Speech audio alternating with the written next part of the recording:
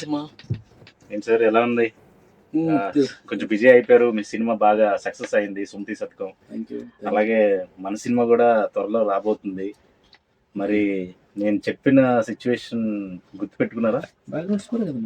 కాదు సార్, ఒక సాంగ్ అనుకున్నాం కదా. సాంగ్ ఏం చెప్పలేదు. చెప్పాను సార్, మర్చిపోయారా?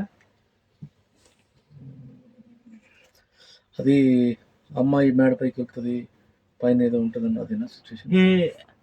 అది కాదు సార్, గుర్తు తెచ్చుకోండి. మీకు చెప్పాను, ఒకసారి గుర్తు తెచ్చుకోండి. క్రికెట్ ఆడుతూ ఉంటాడు, బ్యాట్లో దెయ్యం వస్తుంది. అది రాఘవ లారెన్స్ కాంచనా సార్.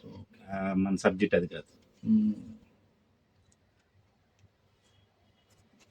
మాంత్రికుడు పూజలు, అది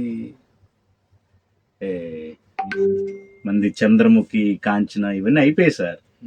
మంది full youth entertainment, horror, comedy, thriller. ఒకే ఒక సాంగ్ మీకు చెప్పాను, మర్చిపోయారు మీరు. గుర్తు తెచ్చుకోండి. మళ్ళీ ఒకసారి చెప్పు.